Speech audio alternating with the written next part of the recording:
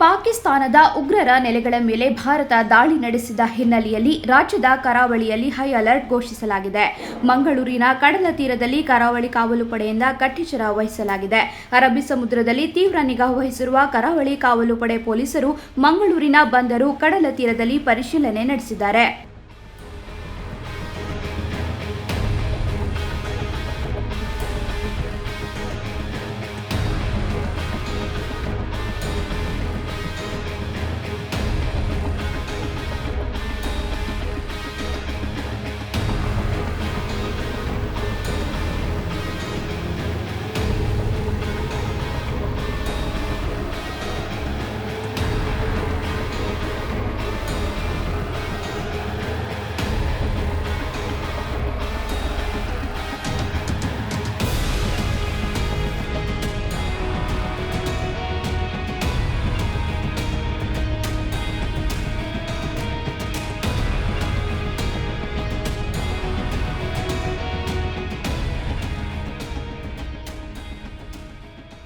ಕರಾವಳಿ ಕಾವಲು ಪಡೆ ಅಧಿಕಾರಿಗಳು ಸಮುದ್ರ ಮಾರ್ಗದ ಮೀನುಗಾರಿಕಾ ಬೋಟ್ಗಳನ್ನು ತಪಾಸಣೆ ನಡೆಸಿ ಮೀನುಗಾರರ ದಾಖಲೆ ಪರಿಶೀಲಿಸಿದ್ದಾರೆ.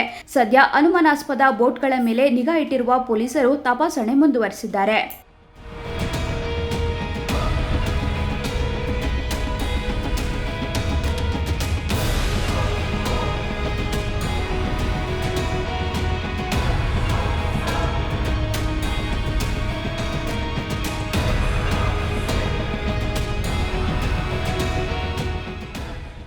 ಇನ್ನು ಕೋಸ್ಟ್ ಗಾರ್ಡ್ ನೌಕೆಗಳು ಆಳ ಸಮುದ್ರದಲ್ಲಿ ಪಹರೆಯನ್ನ ಮುಂದುವರೆಸಿವೆ.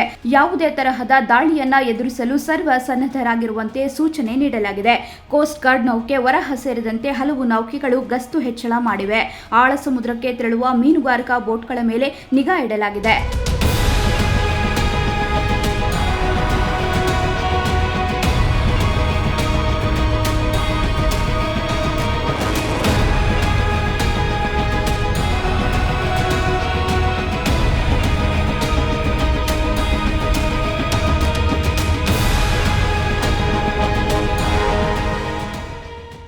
ಈಗಾಗಲೇ ಬೋಟ್ ಮಾಲೀಕರಿಗೆ ತಮ್ಮ ಬೋಟ್ ಕಾರ್ಮಿಕರ ಐಡಿ ಕಾರ್ಡ್ ಪಡೆಯುವಂತೆ ಸೂಚನೆ ನೀಡಲಾಗಿದೆ.